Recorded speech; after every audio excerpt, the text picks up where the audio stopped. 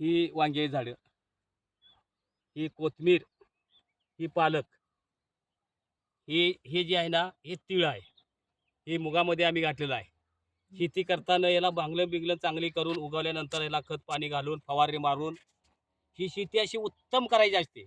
शेतीत कष्ट करायचं कसं? जसं मुलाला सांभाळतात तसं या शेतीला सांभाळायचं. आता ही इथं वांगी झाली. आता हे पण हे कांदे लावल्यात. हे कांदे बघ. हे कांदा हे 1.5 महिन्याचा कांदा आहे.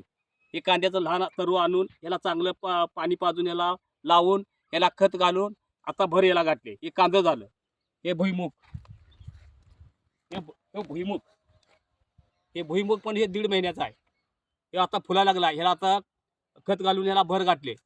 आता याला परत एक पाणी देऊन याला फवारणी करायची. तो आम्ही साईटला मुळा घातलाय. ह्यो लांबडा मुळा. मुळा पण खायचा, याची भाजी पण खायची. ह्यो मुळा आहे.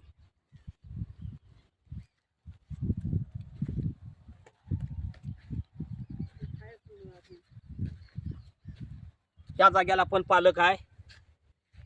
हे तिळ आहेत, पांढरं तिळ हे. ही सगळी लाईन पांढऱ्या तिळाची. ही लाईन जी आहे ही पांढऱ्या तिळाची आहे. ही पूर्ण वळी ही कोथिंबीरची आहे.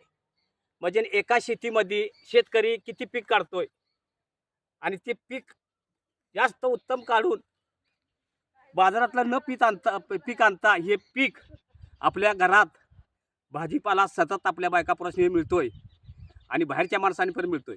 म्हणजे शेतीलाही कष्ट केलं तर शेतीत असं फळ मिळतंय. आता तुम्हाला मेथी लावतो. ही मेथीची सरी आहे. ही पूर्ण सरी आहे.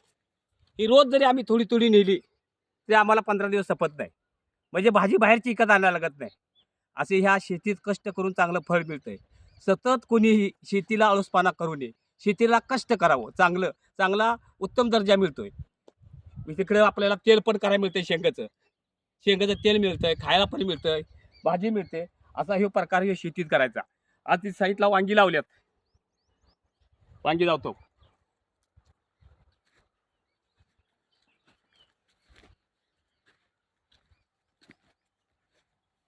ही वांग्याची लाईन आहे. ही वांगी लागली तर महिनाभर खाऊन संपत नाहीत. हे स्वतःच्या घरचं झालं.